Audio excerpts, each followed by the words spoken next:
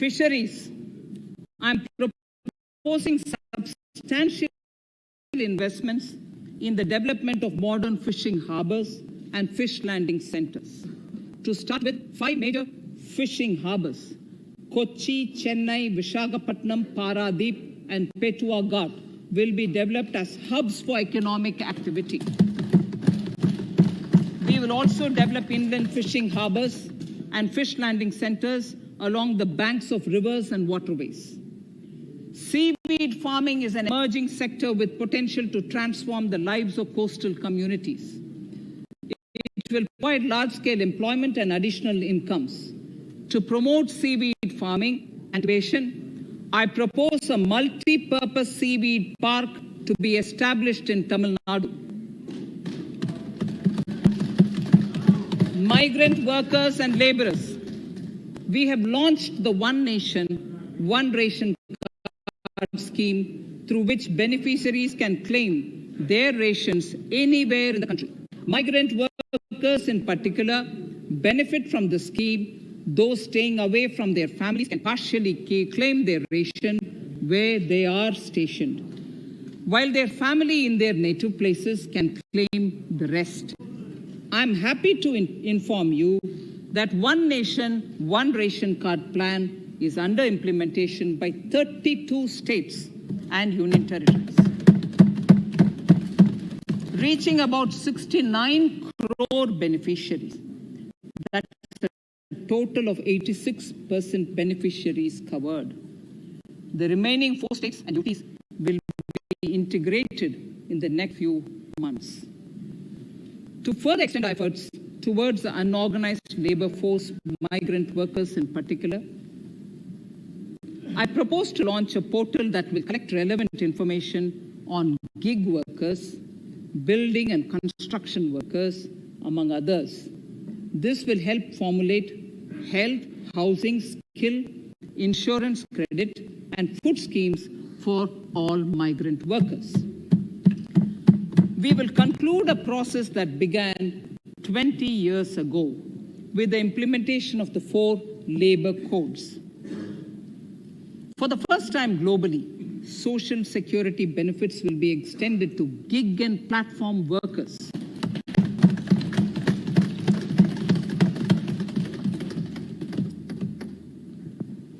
Minimum wages will apply to all categories of workers, and they will all be covered by the Employees State Insurance Corporation. Women will be allowed to work in all categories and also in the night shifts with adequate protection. At the same time, compliance burden on employers will be reduced with a single registration and licensing and online returns. Financial inclusion.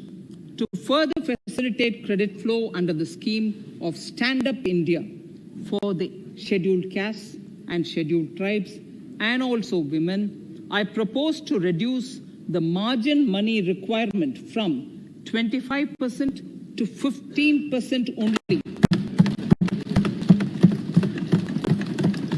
and to also include loans for activities in allied sectors in allied activities in agriculture. We have taken a number of steps to support the MSME sector. In this budget, I have provided 15,700 crores to this sector, more than double of the last year's B. Honorable Speaker, sir, I now go to the 4th pillar, reinvigorating human capital.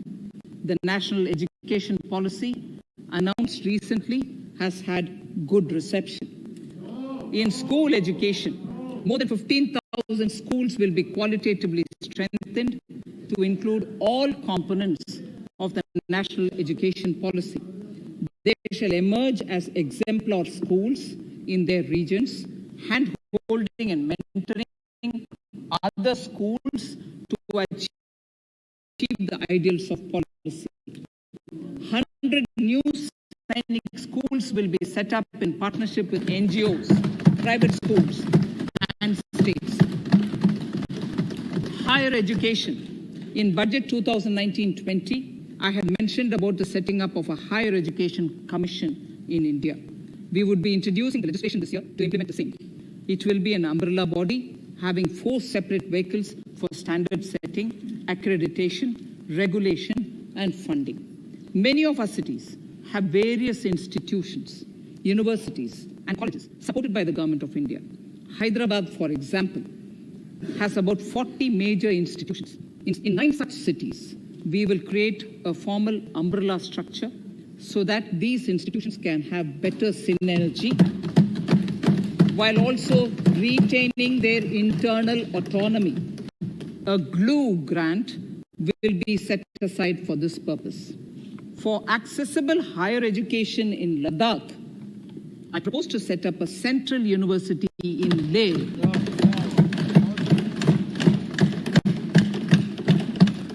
The other important projects to be taken up as a part of the NEP are listed in Annexure 5. Scheduled caste and scheduled tribes welfare.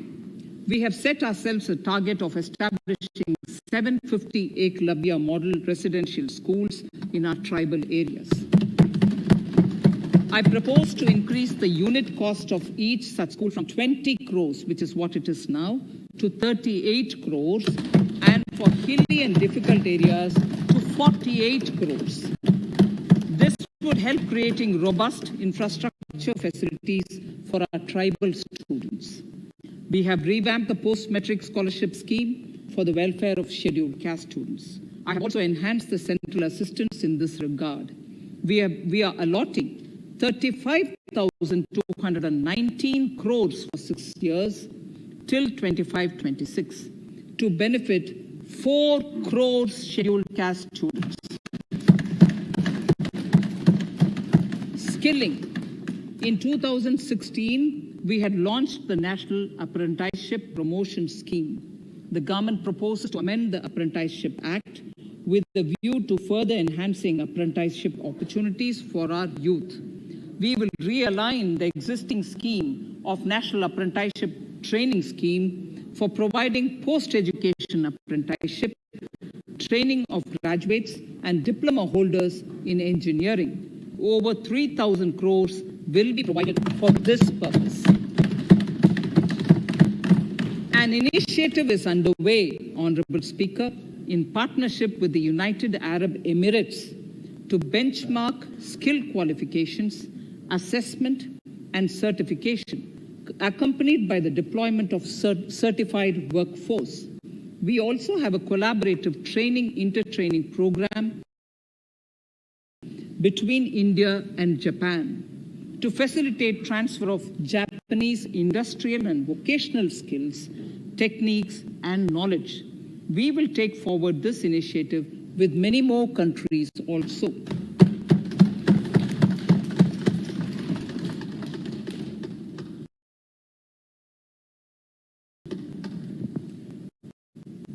Innovation and R&D.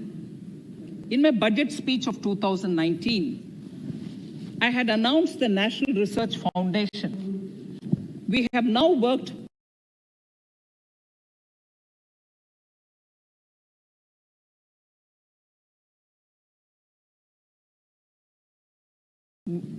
out the modalities, and the NRF outlay will be of 50,000 crores over 5 years.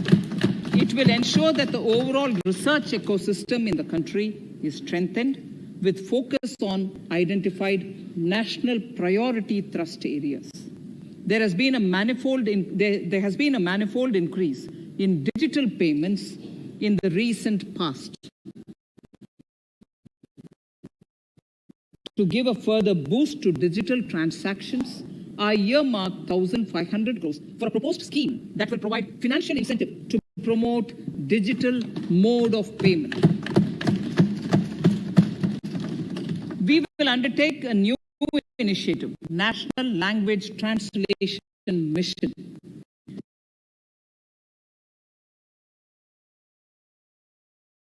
This will enable the wealth of